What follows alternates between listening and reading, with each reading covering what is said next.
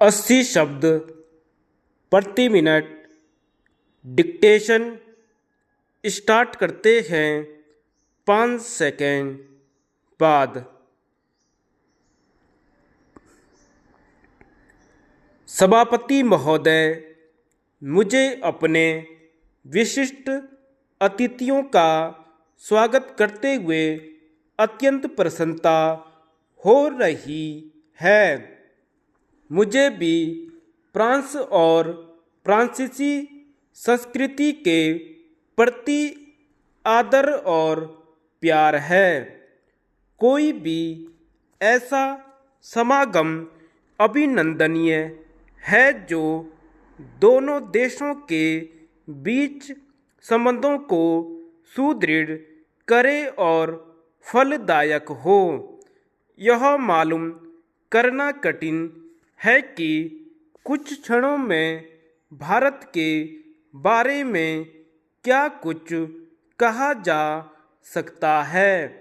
मैं समझती हूँ कि आप सब जानते ही हैं कि भारत अनेक जटिलताओं और विरोधाभासों वाला देश है। कोई जो कुछ भी कहे वह देश के एक या दूसरे भाग के बारे में सही हो सकता है, लेकिन पूरे देश के लिए फिर भी सही नहीं हो सकता।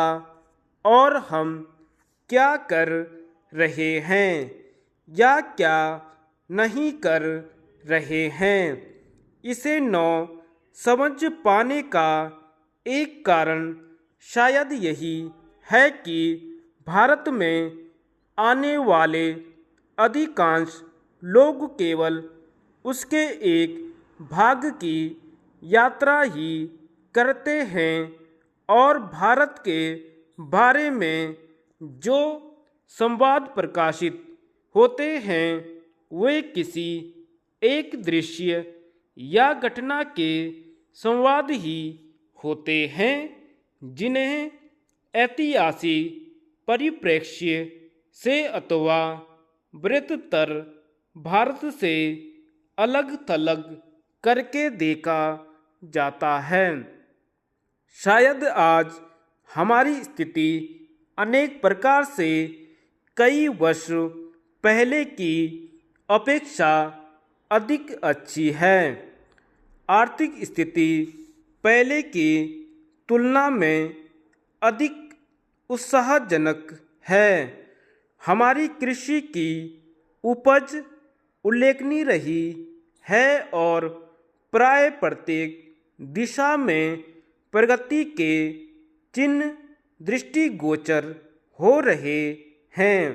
फिर भी जब कभी भी कोई भारत संबंधी समाचार देता है, विशेषतः विदेशी पत्रों में, तो एक सुर्खी जो सबसे प्रमुख होती है वह यह कि क्या भारत अपना अस्तित्व बनाए रख सकेगा, क्या भारत में लोकतंत्र जीवित रह सकेगा आदि।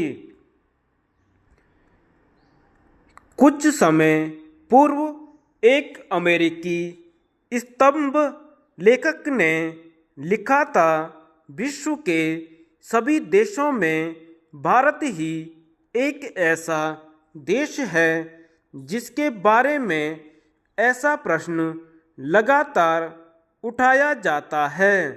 भारत ही एक ऐसा देश जिसे बार बार यह सिद्ध करना होता है कि उसका अस्तित्व है, और भले ही हमने ऐसा कुछ किया हो जो अप्रत्याशित रहा हो या जिसे हमारे लिए बहुत बड़ा काम समझा गया हो और जिसमें हमने सफलता भी पाई हो, फिर भी अगले कदम का प्रश्न तुरंत उठा दिया जाता है।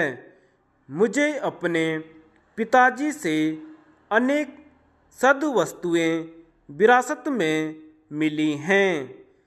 एक के विषय में मैं आपसे कह चुकी हूँ, फ्रांस से प्यार, फ्रेंच भाषा से लगाव आदि के विषय में।